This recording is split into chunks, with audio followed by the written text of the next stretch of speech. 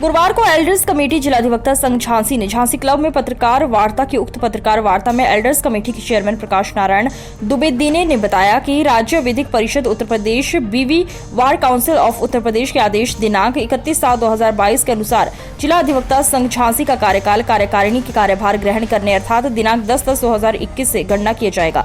साथ ही ये भी निर्देशित किया कि ये भी आवश्यक है कि किसी भी वार एसोसिएशन का चुनाव एक बार एक वोट व सीओपी धारक को ही चुनाव में मतदान का अधिकार दिया गया था। इसके अलावा मतदाता सूची के निर्धारण में ये भी आवश्यक किया गया था कि उन्हीं सदस्यों को मत का अधिकार होगा जिनको वार काउंसिल ऑफ उत्तर प्रदेश द्वारा वेरिफिकेशन के उपरांत सर्टिफिकेट ऑफ प्रैक्टिस का प्रमाण पत्र प्राप्त हो। किंतु कालातीत जिला अधिवक्ता संघ के पदाधिकारियों ने उक्त आदेश को दरकिनार करते हुए निश्चित समयावधि में एल्डर्स कमेटी को चार्ज नहीं दिया और न ही संविधान मॉडर्न वाइलाज के अनुसार एल्डर्स कमेटी से कोई अनुमोदन प्राप्त किया। इस कारण जिला अधिवक्ता संघ झांसी का चुनाव समयावधि से करीब 7 माह विलंब से संपन्न हो रहा है। एल्डर्स कमेटी के प्रतिनिधि विवेक वाजपेयी ने बताया कि जिला अधिवक्ता संघ झांसी का चुनाव इन दिनों चर्चा में है। अध्यक्ष पद के लिए 4, महामंत्री पद के लिए 5 समेत पूरी कार्यकारिणी के लिए नामांकन पत्र पूरा हो चुका है। नाम वापसी कंप्लीट हो चुकी है। 2 पदों पर निर्विरोध उम्मीदवार जीत चुके हैं। बाकी कार्यकारिणी के लिए 29 मई को मतदान किया जाएगा। इस बात की जानकारी एल्डर कमेटी की तरफ से पत्रकारों को दी गई। साथ ही बताया गया कि 31 मई को मतगणना शुरू होगी और कब रुकेगी जब पूरी कार्यकारिणी का चुनाव कंप्लीट हो जाएगा।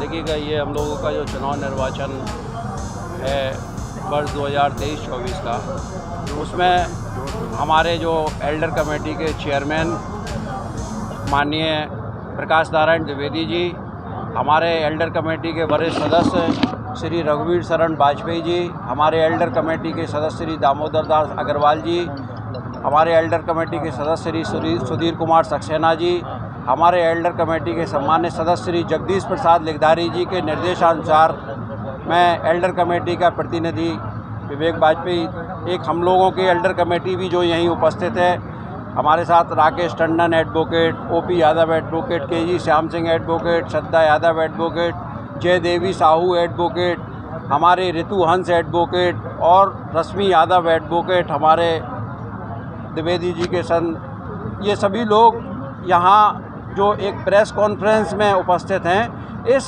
आशय से ये पत्रकार वार्ता बुलाई गई है कि जो वर्ष 2023-24 का निर्वाचन हो वो एक स्वस्थ, स्वच्छ और अच्छा निर्वाचन हो और समाज में ये मैसेज जाए कि वास्तव में जो अधिवक्ता का सम्मान पूर्व में रहा है और पूरा समाज करता है। ऑफिसर ऑफ द कोर्ट होता है अधिवक्ता अकॉर्डिंग टू CRPC, तो उसका वही सम्मान रहना चाहिए और पूरे उत्तर प्रदेश में क्या देश में ये सब समाज ये जाना चाहिए।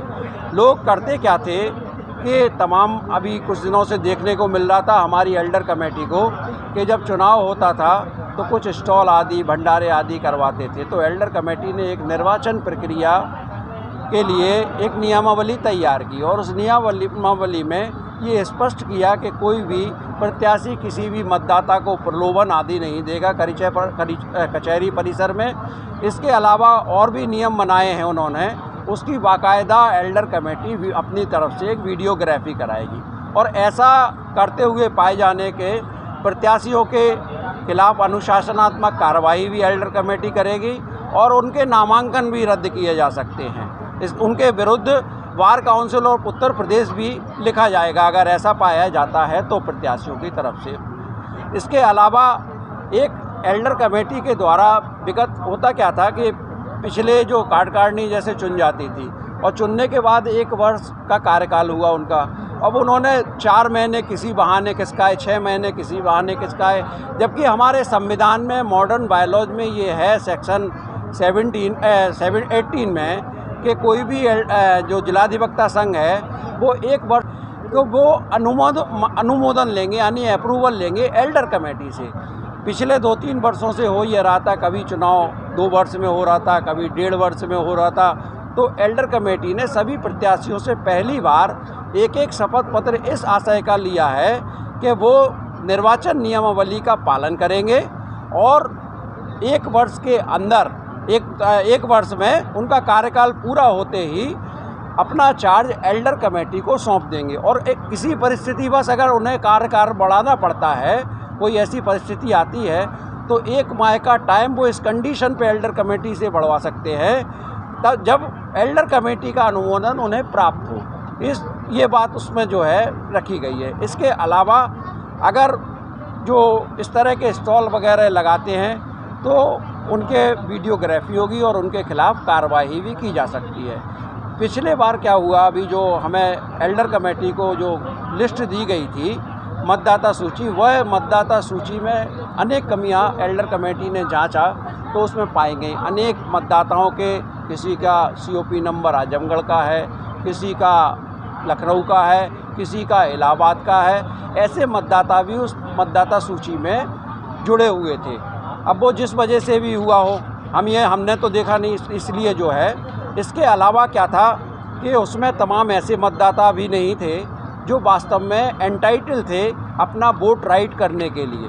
तो उनको एल्डर कमेटी ने निष्पक्ष और किसी भी तरह का पक्षपात ना करते हुए निष्पक्ष चुनाव करवाने के उद्देश्य से ऐसे मतदाताओं को उसमें जोड़ा।